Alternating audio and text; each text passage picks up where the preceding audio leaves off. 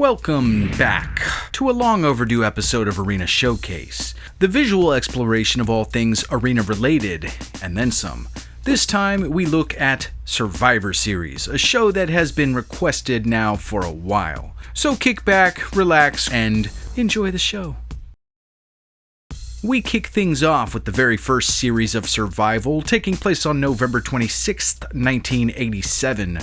Over 21,000 fans packing into the Richfield Coliseum in Richfield Township, Ohio.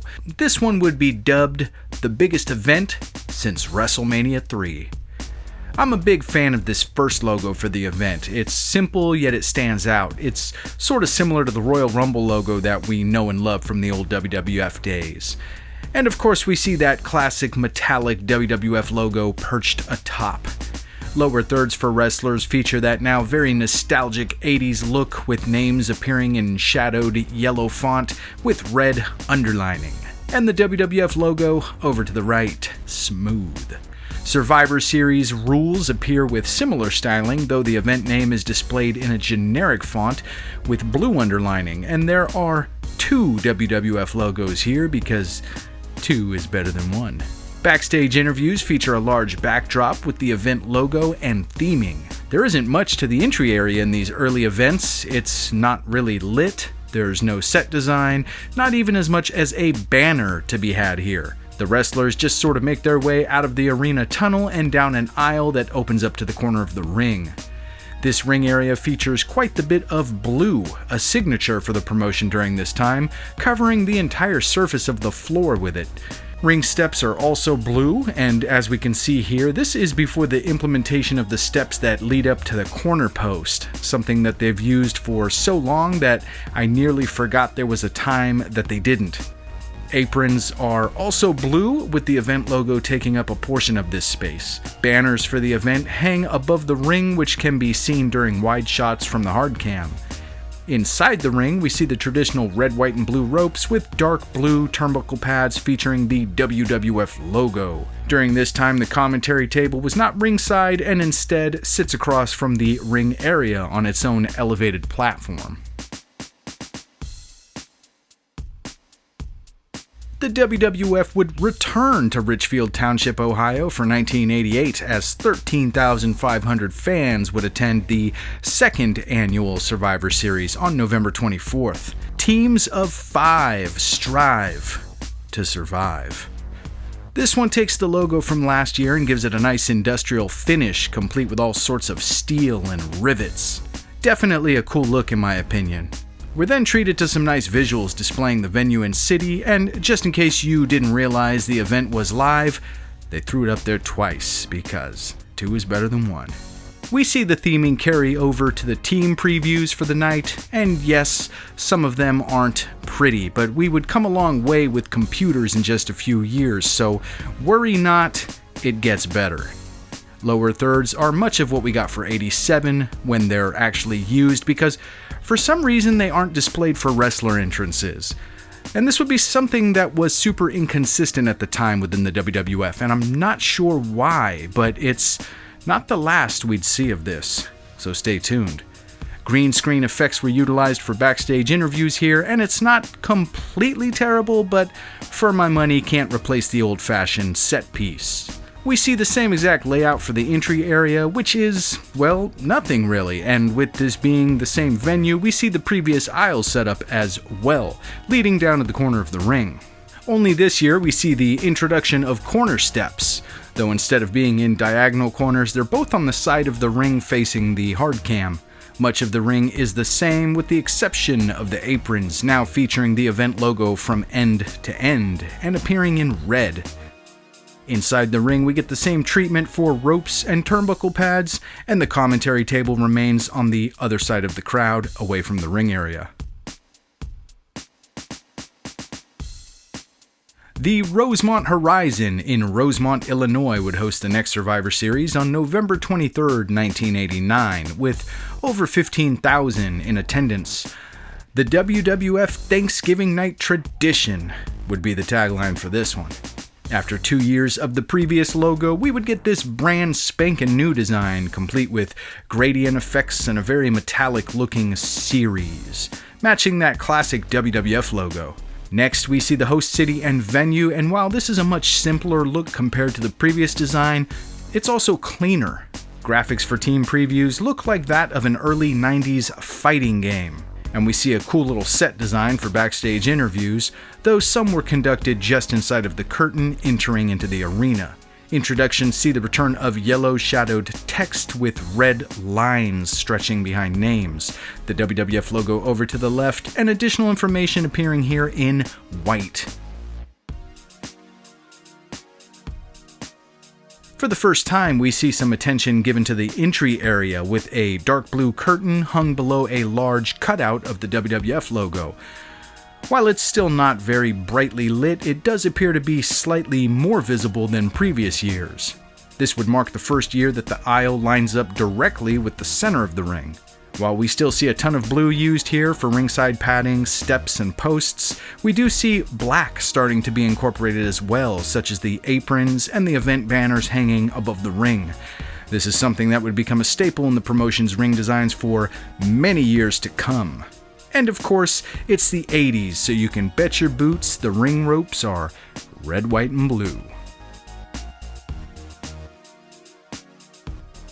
Into the 90s we go, as the Survivor Series would hit Hartford, Connecticut on November 22nd in front of 16,000 at the Hartford Civic Center. Same logo as last year, very similar opening graphics as well. And the same can be said about team previews, which have not changed a bit. Lower thirds are a bit more simplified, with only names appearing in yellow font and the promotion's logo to the left. We would see the same backstage area used for interviews, and you know what? If it ain't broke, don't fix it. Wrestlers head down to the ring by entering into the arena, which is situated diagonally from the ring area, making a slight left and heading down to the corner of the ring at an angle. The WWF logo returns to the area, though for some reason it's placed all the way up here. Not even sure that we can count that as part of the entry area. We also see this area more lit, specifically during entrances. The ring would be identical to what we saw last year, right down to the aprons and banners. The 91 Survivor Series would take place on November 27th in front of 17,500 fans at the Joe Louis Arena in Detroit, Michigan. The Gravest Challenge would be the tagline here, as the Hulkster would take on The Undertaker.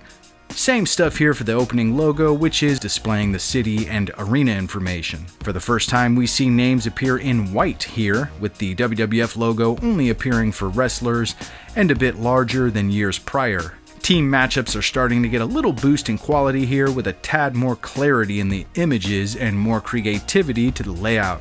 We see this backstage area return, as well as this locker room, which is clearly a set piece that was used pretty frequently during this time, but really I'm not mad at it. I really do enjoy this look.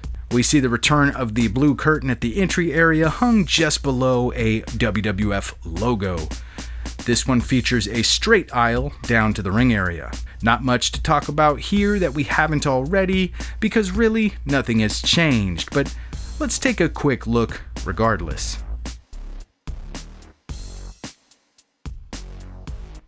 The WWF would return to Richfield Coliseum in Richfield Township, Ohio, with 18,000 fans attending the 1992 Survivor Series on November 25th. The logo drops the red from the color scheme here this year in favor of this almost burnt orange gradient finish.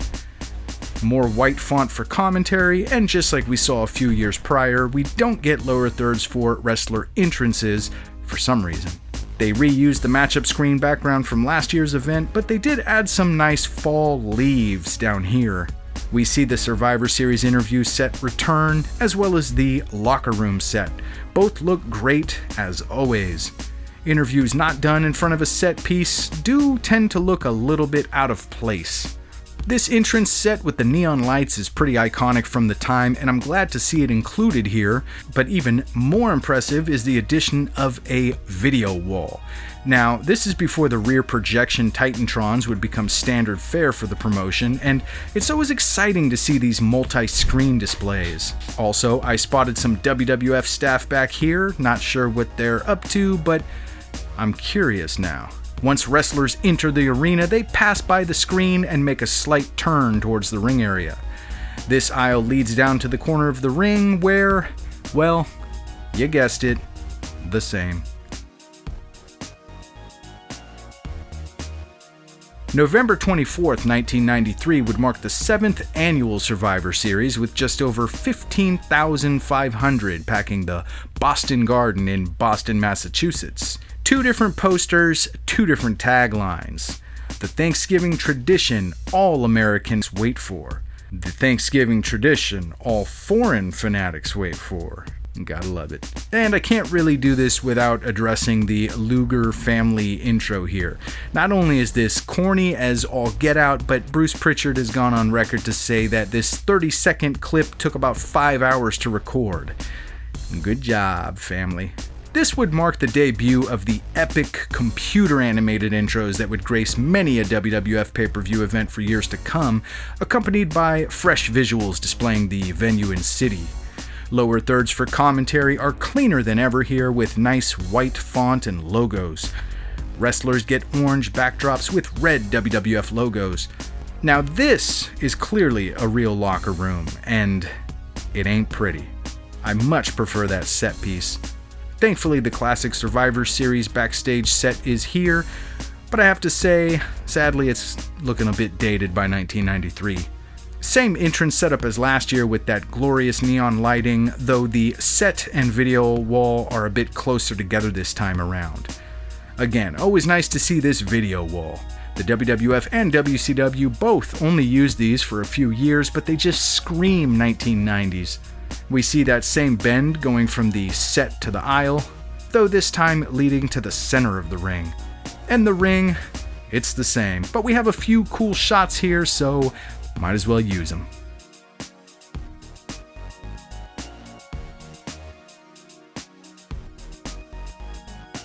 San Antonio, Texas was the place, November 23rd, 1994, the date.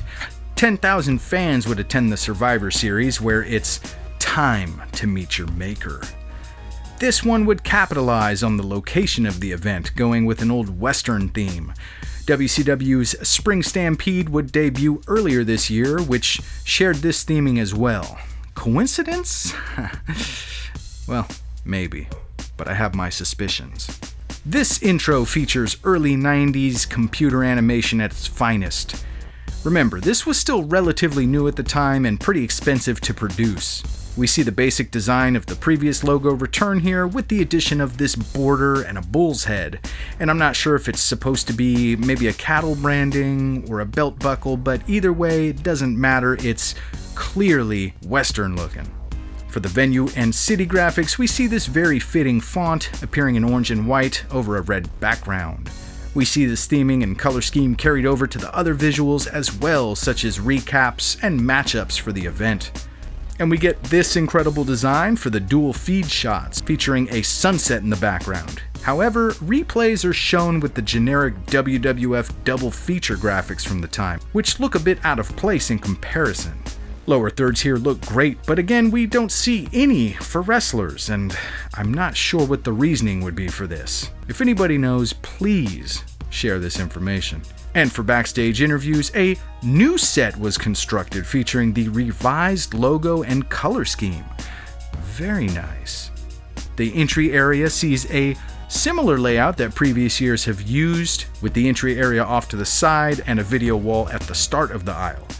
Gone, though, is the neon set piece, and in its place we see an event-specific design featuring the Survivor Series logo and Wild West theming. Wrestlers enter the arena through the backlit tunnel and out of the doorway, complete with a functioning sliding door. The video wall this year doubles as a special entry area for The Undertaker, as the structure actually splits down the middle, opening up so the dead man can make his epic arrival. One great new element we see here that wasn't in the previous events are the lighting effects, with logos being projected down into the entry area, the aisle, and the ring, mostly during entrances, but sometimes between matches as well.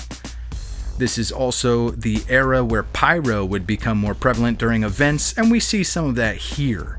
And while we don't see any updated logos or color changes over at the ring area, we do see for the first time the commentary table located ringside.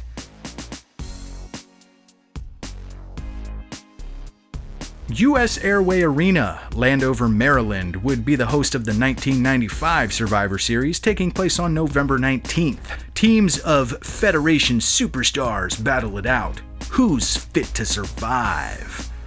Honestly, I miss calling it the Federation. Karate Fighters presents WWF Survivor Series. And if you're a fan of this logo, take a long hard look, because this would be the last year it would be used, and due to the proximity of the nation's capital, we see a very patriotic theme here, complete with red, white, and blue. Well, red, yellow, and blue actually. This bleeds over into the other graphics as well. Lower thirds appear with this terribly distorted American flag stretched behind names, presented in white font with the capital thrown in for wrestlers, and no logos in sight anywhere. We again see replay screens, not themed accordingly, but instead recycled from other live events. We see backstage interviews conducted in front of this glamour shot style backdrop, complete with event logo. And we see the new generation version of the WWF logo appear during the broadcast for the first time in the series.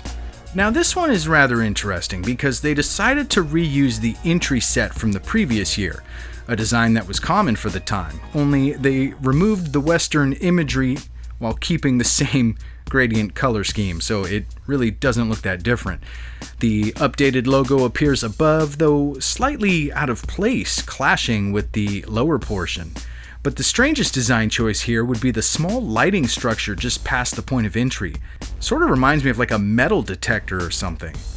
This entry area runs straight down to the aisle, which lines up with the center of the ring. A ring area that hasn't changed for quite a few years now, but change, it is a brewin'. Back to attack. Madison Square Garden would be the home of the 1996 Survivor Series, with 18,647 fans attending the event on November 17th. For some reason, I remember Karate Fighters being sort of a flash-in-the-pan type of toy, so I'm really surprised to see that this is the second time the event is presented by this toy line. And look at this! A completely brand new logo. Design-wise, it's a bit more complex than logos of the past, but the color scheme, it's a simple one. Yellow and dark gray, right down to the promotion logo. The opening moments see this taxicab race by, revealing the city and venue. Lower thirds are a bit hard to make out as they went with this New York City skyline at night for the background with white font up front. The event logo appears to the left side for wrestler entrances. Just like previous events, we see themed visuals for dual feed broadcast moments and generic blue backgrounds for replays. Double features. Backstage segments are presented in front of this wall constructed of glass blocks and featuring the new generation logo. Elsewhere, the WWF on AOL segments take place here and mostly feature confused-looking wrestlers staring at computers trying to figure out what this new internet thing is. The entry design is similar to the previous few years, only instead of a transparent door that slides up, the doors here are made to look like the NYC skyline, opening down the middle during each entrance. And of course, we see the updated event logo appear atop the structure. And since this is MSG, the aisle is very short and very close quarters. This also means that the set design is always in view from the hard cam, which I've actually always rather enjoyed. And this was the era of the WWF blimp, another thing I really enjoyed watching from home, but I can imagine it probably became annoying from the upper arena seating. With the new logo, we get some new stuff in the ring area. This includes aprons with the updated logo, sandwiched in between two WWF New Generation logos. And ring banners hung high above, also featuring the new event logo.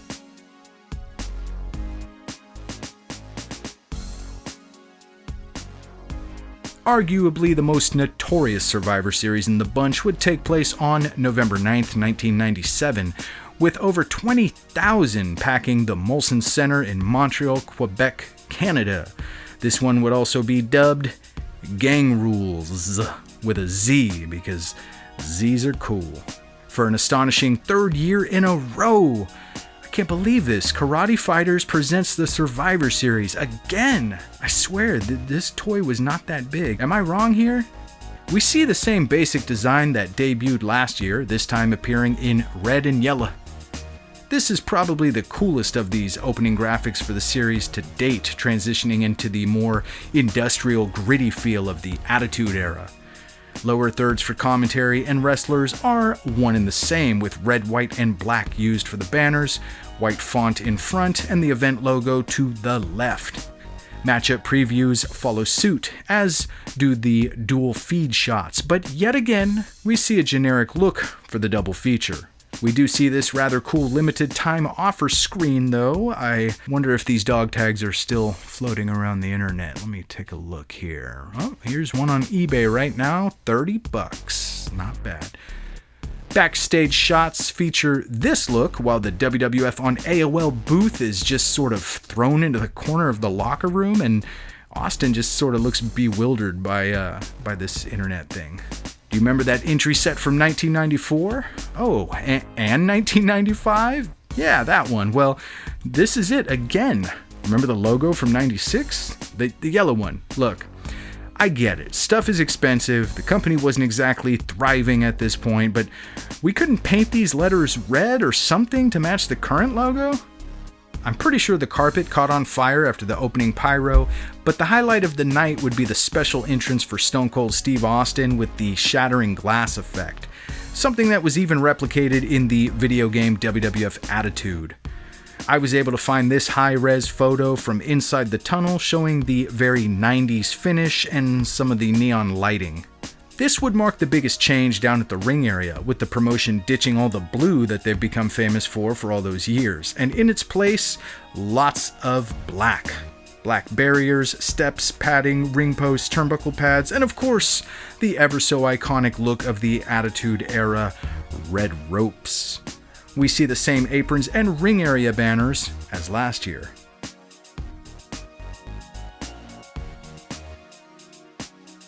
The Kiel Center in St. Louis, Missouri would host the next Survivor Series on November 15, 1998, with an impressive attendance of just over 21,000. This one would carry the tagline, Deadly Game, and I'll never get that theme song out of my head as long as I live. Karate Fighters is out of here, Nestle Crunch is in. We would see a slightly modified logo, which also includes the new WWF scratch logo. This skull would also accompany the logo in much of the promotional information and would appear elsewhere, which we will of course get into. I can't wait. We see pretty good continuity in the graphical themes across the entire show, which now includes replays. We also see the WWF scratch logo on screen for the first time in the series. Backstage interviews also look great in front of this metallic wall with event signage. Lower thirds feature the skull not once, but twice. You know why? Because 2 times is better than 1. We see white font with dark colored banners behind. Now this entry, I'm not gonna lie, for my money, this rivals what WCW was doing with Halloween Havoc during this era. The giant skull, the lighting, the torches, by God, they finally did it. I can only imagine what it was like to step into the arena as a fan attending this show. And you kind of walk through that curtain and you look down at the stage for the first time, and you just know they had something really, really cool. This is another one with one of those odd angles, with the set leading to the aisle diagonally. We see a Survivor Series banner. It's hung from the start of the aisle. And as we can see, the aisle has gradually become wider throughout the years, with this one leading down to the center of the ring area. We see a few changes over at the ring for 98, one of those being the aprons, which feature the updated logo and the Deadly Game themed banners above the ring, which just really cool to see. I've never seen a banner like this from either WWF or WCW. Turnbuckle pads now feature the WWF scratch logo, and we see the new thick, solid ring barrier after decades of those steel gates being used ringside. We also see one of the last appearances of the WWF blimp, which has now been painted black.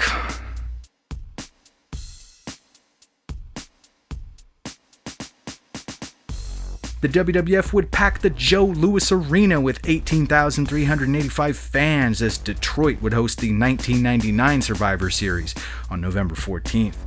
The event flyer would feature this logo here, but nowhere else, because this is the logo that we'd see during the entirety of the show. Now, I know these posters are designed many months ahead of time, so I'm guessing maybe it was a last-minute change and the poster was already pressed. Either way, this red, white, and black version with the number 1 is what we got.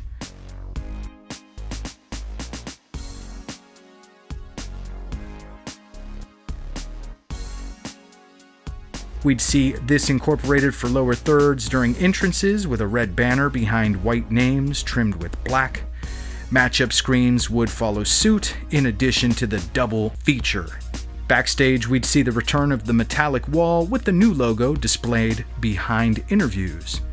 1999 would mark the first event in the series to feature a Titantron. Sure, we've seen video features before, such as the video wall and even the arena jumbotrons, in the middle, hung above the ring, but never the Titantron.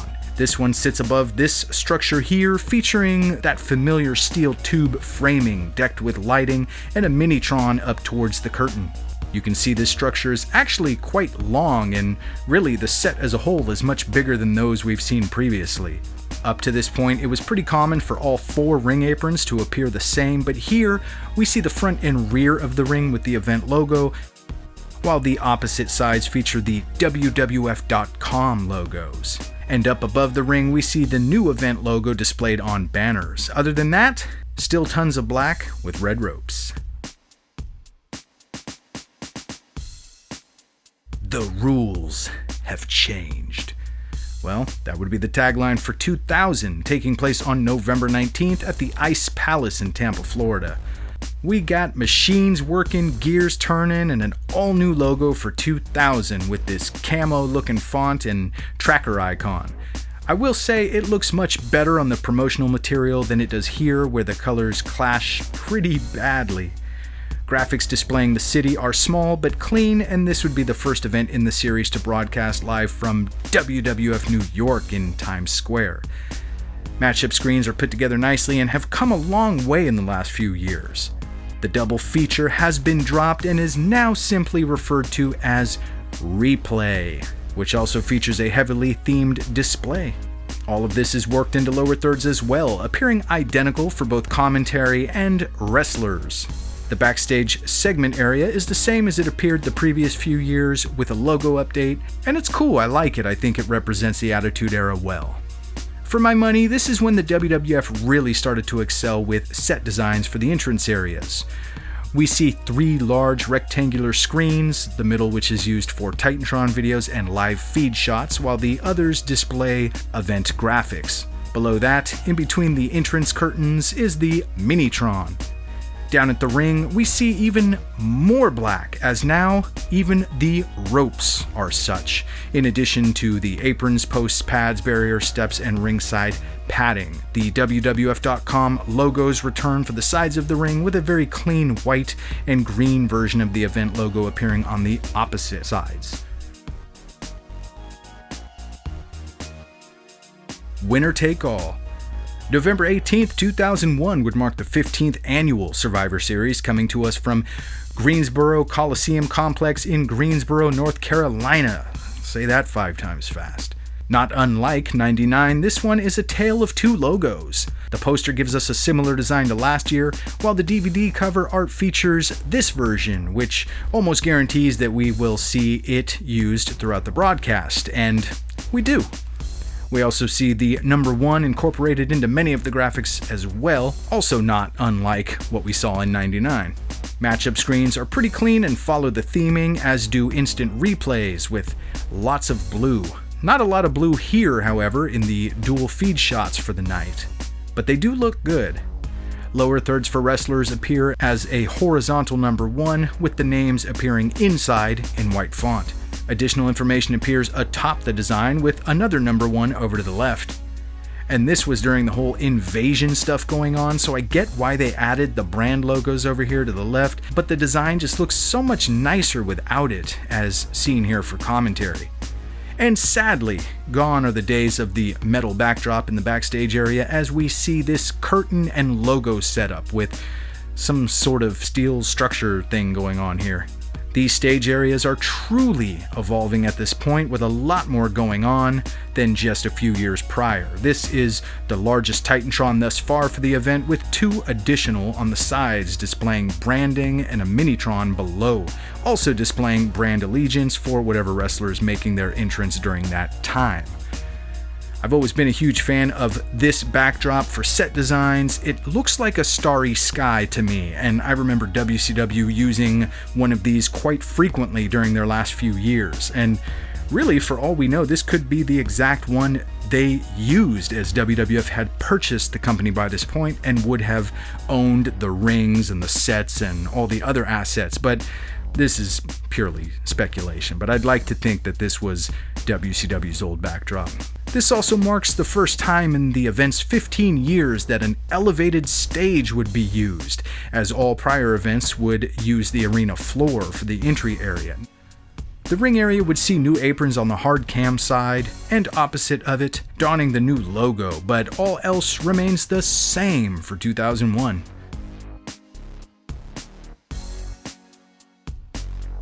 The Survivor Series would return to Madison Square Garden for 2002 on November 17th. Nearly 18,000 would fill MSG for this one.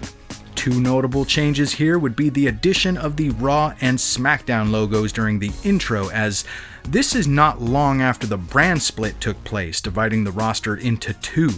And the other would be the new WWE logo appearing here, as the company lost the rights to continue the use of WWF branding. The logo wouldn't see much change here, with the same basic design returning after a few minor tweaks. Most graphics would feature this gray and green color scheme, which always sort of reminded me of the Xbox screens from the time. This would carry over to replay screens, however, some of the other visuals for the event would feature this purple and yellow theming, which is more in line with the promotional material. It's almost like they couldn't decide what they liked more. WWF New York was now rebranded as World, where we would see a live feed of the band Saliva performing. Lower thirds are the same for both commentary and wrestlers and feature this green and gray design. And with the change from WWF to WWE, we see the new logo used as the broadcast watermark. There's not much you can do with the MSG entrance area based on its size and placement, but that doesn't stop these events from being some of my favorites. No room for a Titantron? Well, just turn the doors into one. Sort of. Obviously, this isn't rear projection, so it's not a Titantron, but it's a similar result, and this made for some rather cool entrances. There was a small stage area constructed off to the left of the ring area, which was used mostly for big pyro stuff, but it was also utilized for Rey Mysterio's unique entrance. Down at the ring, we see 2 Survivor Series branded aprons on the front and rear, in addition to the new WWE.com aprons on the opposite sides. The new WWE logo is featured on each of the turnbuckle pads, and with this event revolving around the debut of the Elimination Chamber, we take a look at what that looked like here. This thing is just massive. Look at this structure. I'm surprised it fits. I mean, it's touching the commentary tables.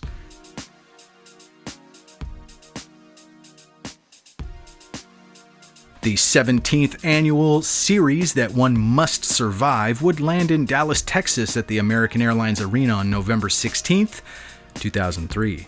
13,487 fans would attend the event, dubbed a fall from grace. Hopefully not a sign of things to come. Raw and SmackDown would once again take part in the event as a co-branded show. We see this logo return once again with lots and lots of orange here. Many shades of it, but all orange nonetheless. This of course bleeds over to the other visuals as well, such as the replay screens, matchup previews, and other broadcast graphics. Backstage interviews are conducted next to a rock. Okay. And I can see here that Xbox sponsored this event. I think they were a year late because last year's was more fitting. Lower thirds feature this design playing off the letter O in the event logo, which is sort of a reoccurring theme here.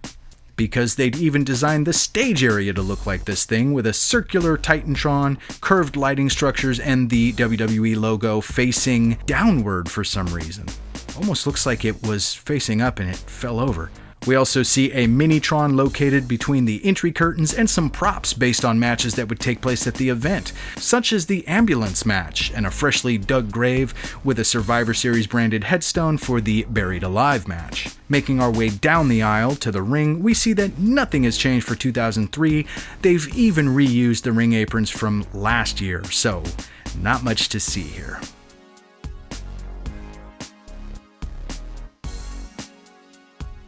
Gund Arena would be the home of the 2004 Survivor Series, as the event would hit Cleveland, Ohio on November 14th with 17,500 fans in attendance. We've seen this logo more than a few times now by this point, and as much as I enjoy logo variety, I do have to say it is nice to see the promotion sort of sticking to a design and creating a strong brand identity, something they did a lot more in the 80s and early 90s.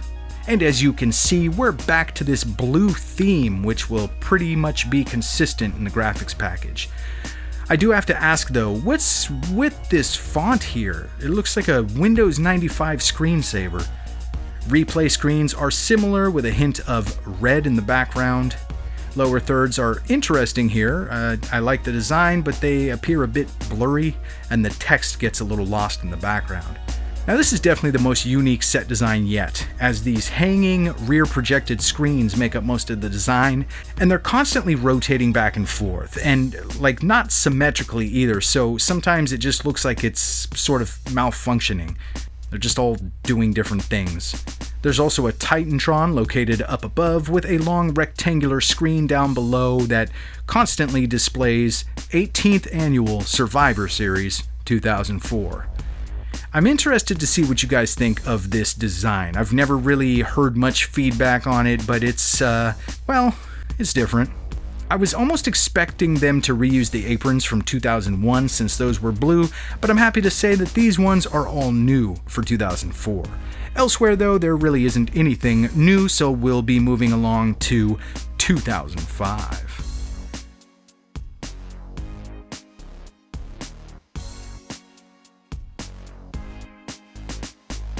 Joe Louis Arena in Detroit would host yet another Survivor Series on November 27, 2005. The attendance would come in at a reported 15,000 even, and the tagline would be "The beginning of the end." The opening graphics would take us to a slightly modified version of the logo we've all become accustomed to by this point, with blue and yellow being used as the primary colors. This, of course, is used for many of the other visuals as well.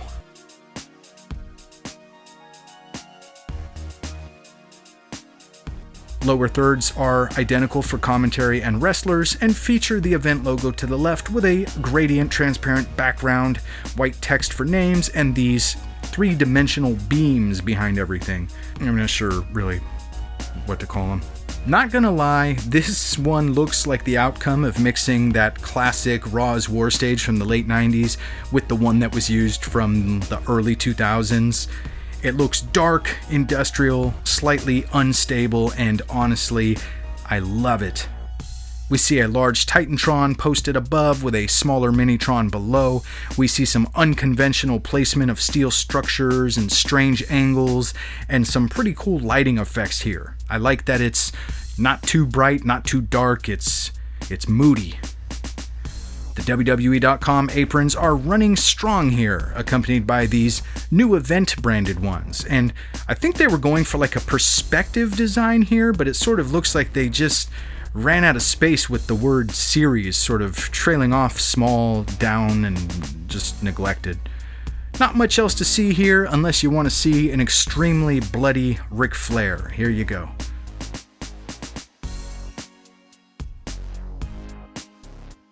November 26th, 2006. Philadelphia, Pennsylvania, the Wachovia Center. 15,400 would attend the 20th annual Survivor Series, making it one of the longest running events within the promotion at the time. The poster reminds me of that 1998 one, the Deadly game. With the recent revival of the ECW brand, we see that logo added into the mix with Raw and SmackDown as the Survivor Series logo builds into its final form. This one, once again, hasn't changed much, even retaining the blue color scheme. Replay screens feature a much darker blue than we see elsewhere, and I may need my eyes checked, but is that purple in there for the lower thirds? And these don't look too bad, but I will say the abundance of logos can make them look a bit messy at times. The set design reminds me a bit of the one used back in 2003 with the return of the round Titantron. This one definitely takes up some space though, and from certain angles it looks pretty massive. We see these little LED walls at the base of the design, a sign of things to come, with a long rectangular screen up above. There are lots of lighting structures off to the left and right of the design with a large Survivor Series logo finishing off the look. We get the same stuff down at the ring as 2005, so sadly, nothing new to see here. We move it along.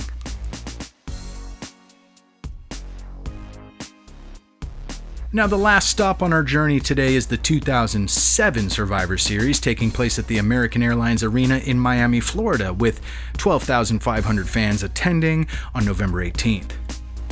The basic structure of the logo remains the same, but we see this chainsaw element added during opening graphics. This would be the theming throughout the entirety of the broadcast and would even be used in larger form for stuff like recaps and in the background for replays. Backstage, we would see this sort of cage-like wall with a monitor mounted to it, displaying the event logo. Lower thirds for commentary feature dual chainsaw blades with the logo in the middle and a simple, yet effective pop of blue. Wrestlers see a single chainsaw with the logo down to the right. The stage area is very similar to last year because really we see the same layout, the same items, but they've upped their LED game with a higher resolution for that lower entry area. Otherwise, it's pretty much the same thing.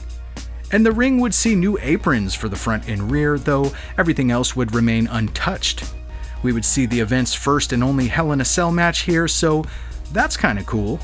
But that's really it for 2007. And 2008 would mark big change for the promotion because that's when the broadcast went HD. So I hope you join me for part 2, as that's where we'll be kicking things off as we finish up the Survivor Series Grand Tour. Anyway, I hope that you enjoyed the video. Please remember to like, share, and subscribe. And don't forget to drop a comment below. Until next time, take care.